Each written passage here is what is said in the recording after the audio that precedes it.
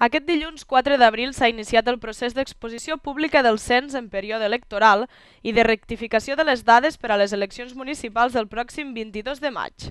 Des del 4 i fins a l'11 d'abril, els ajuntaments estan obligats a mantenir un servei de consulta de les llistes electorals vigents dels seus municipis.